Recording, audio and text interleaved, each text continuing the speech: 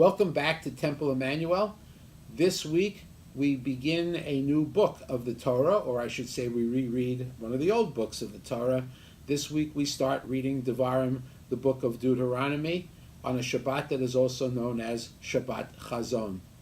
The beginning of the book of Deuteronomy occurs always before Tesha B'Av, the 9th of Av, which is the fast day, the only 25-hour fast day other than Yom Kippur, that we have at the end of the 3 weeks that commemorate the destruction of the temple.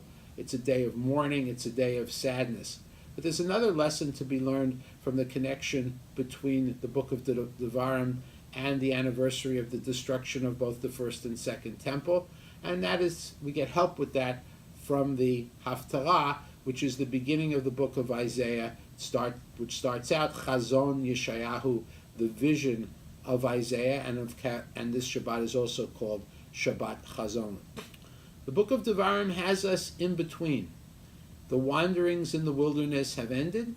Egypt is a distant memory, a couple of generations back, but the land of Israel, the promised land, still lies just across the Jordan River, and our people, our ancestors, are not quite sure what to make of it. In this moment of transition, in this moment of change, there is fear, there's trepidation.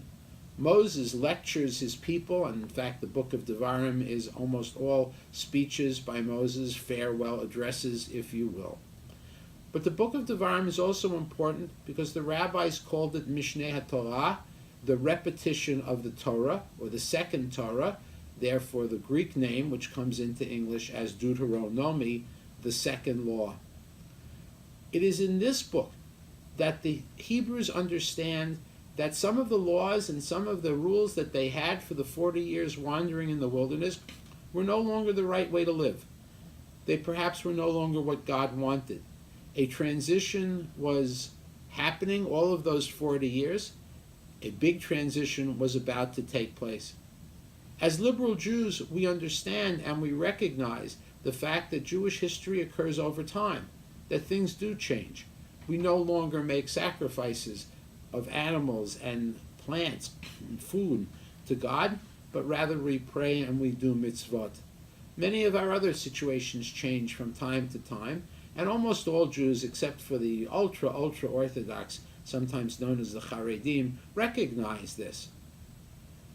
The problem with transitions, however, and we see this in our political life in Israel, in the United States, and indeed around the world, is that we kind of think we know where we came from, even though our vision of the past may be a little blurred.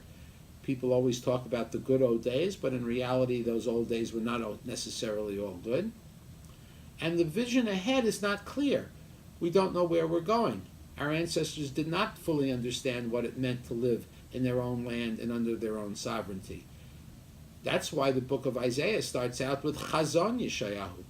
Chazon is translated into English as the vision of Isaiah, but the interesting thing about the word of Chazon, which incidentally is the same root as the word Chazan, cantor, means that it is a vision, but it's not a clear vision. It's a true vision, but it's a vision that may not be understandable at first. Technically, in the Tanakh, in the Hebrew Bible, it is a vision that is received in less than a full state of consciousness. And so the Chazon Yeshayahu talks about the future. It talks about where the people of Israel are going. And whether we live in the United States or whether we live in Israel or anywhere in the world, we find that right now we are at that kind of moment. We're in a moment where many people just are nostalgic for the old days that, as we said before, were not necessarily so good. They don't understand the changes that are going on in our world, changes in technology and how our economies work. And so they want to run backwards. But in fact, our Torah teaches us and our tradition teaches us that even though the vision ahead is not always a clear one, it's clouded, uncertain, some of it will turn out to be untrue.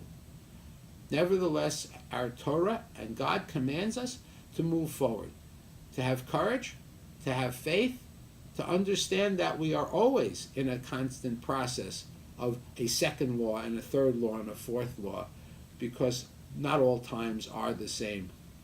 What stays the same is our traditions, our ethics, and our faith acted out in different ways at different times. an important lesson to understand as we begin this year's reading of the book of Deuteronomy, the second Torah, and as we move towards the High Holy Days and a new year just a few months ahead. Shabbat Shalom.